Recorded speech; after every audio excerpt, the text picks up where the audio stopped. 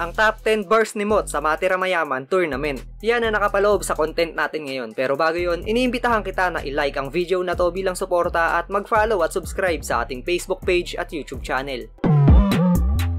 At gusto ko lang din sabihin na yung 10 bara o linya na mababanggit dito ay pang sariling opinion ko lamang. Kaya kung meron din kayong top 10 lines ay pwede nyo yan i-comment sa ibaba at babasahin nating lahat yan. At kayo na lang din ang humusga kung ano ba yung malakas hanggang sa pinakamalakas sa 10 bara na mapapanood. Simulan natin sa fake choke na ginawa ni Moth sa naging laban nila ni Lanceta. Grabe yung panggulat factor dito, pero bukod sa gimmick na yon ay solido rin yung pagkakatahi niya ng bara. Mula sa tatay at kabit angles hanggang sa pagkukunwaring nakakalimot, naging pangdiinan talaga. Sadyang ulila sa ama kaya nga siya nagkaganto. Walang disiplinang naghulma, kulang ka sa tagawasto. At hanggang doon sa ama ng flip top, tumagos na yung tampo kasi yung tatay niya kakababa lang ng barko. Kumantot ng puta sa gapono, nakabuo sabay takbo. Kumantot ng puta sa gapono, nakabuo sabay takbo. Oh, ba't di mo pa napagtanto? Sinadya kong mawala kasi alam kong papahanap mo.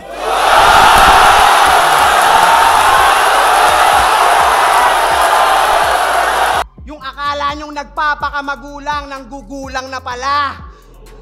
Sabay banat ng hindi ako malakas, walang istilong tumatak. Pakurap-kurap pa ay sos, mukhang iiyak para sa simpatsya gamit kasiraan niya at flaws. Pwes baliwala mga sigaw kung sa sarili mo ikaw lang din ang bumastos. Ginamit mo lang mga flaws mo sa round para sa round of applause. Palakpakan.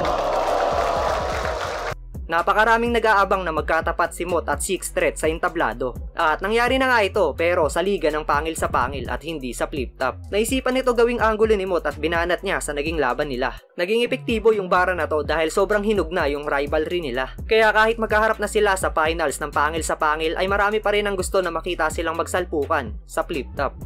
Kasi si Enigma nagtanim, si Phoebus lang yung nakinabang. Sa kakaiwas mo mamen, nagkaroon pa ng hidwaan. Kaya ba't nyo sisisihin tong Matira Mayaman? Masyado niyang pinahirapan. Kung san-san pa nakarating, kaya nga tour na kinailangan. Tas magyayabang ka ngayon, keso ikaw nagbubuhat sa amin? O ba't sa flip top, di mo nagawa yun? Yung kahambugan mo, subukan natin. Opisyal kitang hinahamon sa bagay na pinagdamot mo nga rin. Gawin ulit natin to sa ahon, mag-ubusan tayo ng hangin. Di ba tirador ka umasta? Di na yan uubra, tanga. Di na ako masisindak sa mga patutok-tutok mo, aba. Tsaka paano pa puputok yung mga gun bars mong dala? Kung una sa lahat, tol, hindi ka kumasa.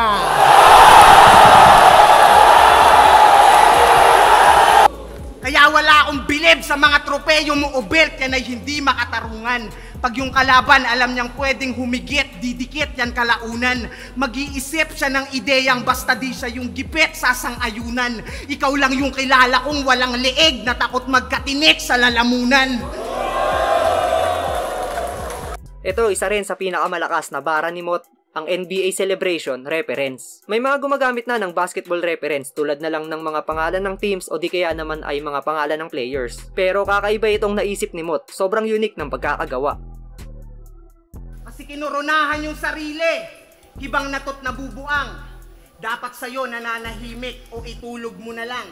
Kasi ang laki ng ulo, puro buhat ng bangko, di naman kaya bitbitin. Ngayon, tuturuan kita magpakumbaba. Sana wag mo dibdibin. Kasi di ka ba kinikilabutan? Ang dami mo ng olats. Diyan sa estilo mong paikot-ikot lang. Puta, sayang ka sa oras. Kaya mag-isip ka kahit konti. Di ka pa kilalang alamat o nagmarka sa ganto. Diyan ang itatak mo sa kokote. Mahiya ka sa balat mo. Kasi astang malakas to. Pero yung angas tumutupi. Madalas mang asar mangunsume. Pero pag hinamon mo naman ang pisikalan, biglang bata pa ako eh. Ano? Puro damay nanay ba yung angle? Huwag kang maratel, Brad. Yan ay karmang dapat mong i-handle parang writer's block. At yung sinakripisyo mo bilang rapper, ibabalik din ang battle rap. Kaya kung ginamit mo yung airmat mo after, tanggapin mo yung aftermath. Itong susunod na linya ay inamin ni Mot sa isang podcast na literal na nag-choke siya dito. Pero sa kabilang banda ay nakakabilib dahil nagawa niya ito ng paraan at naisipan pa niya ito ng pangdiin ng adlib. Kumbaga dito na pumasok yung pagiging veterano niya sa eksena at kung gaano kabilis yung utak. Pero sige, usapang luto. Ikaw, yung dalawang laban mo sa Davao, kamusta man? Kasi dapat talo to kay Shehi at kay Shernan. Sus naman, di lang umingay yung issue porket home place, pero tus na yan. Shernan at Shehi, dalawang SH na naging shh na lang.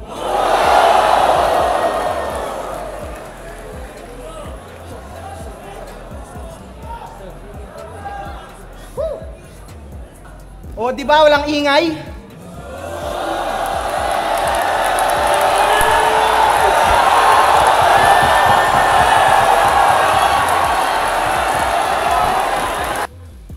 Ato, magkaibigan, pero wala munang peace. Peace parang tawagan dito sa aming bayan. Sa gitna ng laban, walang peace. Peace, sinantabi yung kapayapaan. Oo, walang peace. Peace, kakainin ng buo, parang sakit mong katakawan. Ngayon nila mo ng malinis, kaya alam nyong wala ng peace kapag simot na yung kalaban. Ito para sa akin, may karapatan o may lisensya talaga si Mot na ibitaw yung mga ganitong klaseng linya. Dahil totoo naman, may napatunayan at nagmarka na siya sa kasaysayan ng rap battle dito sa Pinas. Sabi niya kanina, humina na daw masyado. O baka mas kailangan ko lang yabangan. Pues 15 panalo, pinakabatang kampyonato, nakabakat na sa pangalan. Kaya nga lahat kayo gusto ko matalo, pero di yun yung sapat na karangalan. Kung di nyo naman kayang tapatan o mabago yun na itatak ko sa kasaysayan. Kung usapan ay weakness, kung tutuusin, lugi pa nga ako. Kasi ako yung laging di nagpapadaig sa pandinig nila at rato. Kaya magkamali lang ng katiting, ang dami agad dismayado. Samantalang ikaw, lakas agad ng dating kahit di naman gaano. Makita lang nila na di ka nagpaagrabyado. Kaya magkaiba tayo. Ikaw yung nagiging mahusay lang sa paningin kasi di inaasahan sa panalo. Habang ako, nakasanayan ng magaling kaya hinihintay na lang matalo. At ayan nga ang top 10 verse ni Mot sa Pangil sa Pangil Matira Mayaman Tournament. Kayo mga tol, anong top 10 verse nyo mula kay Mot? I-comment nyo na yun sa ibaba at babasahin nating lahat yan. Yo, bago matapos ang video na to, gusto ko munang pasalamatan ang FUBU dahil sa walang sawang pagsuporta sa ating channel. Like and follow nyo din yung Facebook page na FUBU Manila. At bilang pasasalamat din sa inyong suporta ay mamimili kami ng mga solidong taga-subaybay sa ating channel at bibigyan natin ng FUBU t-shirt.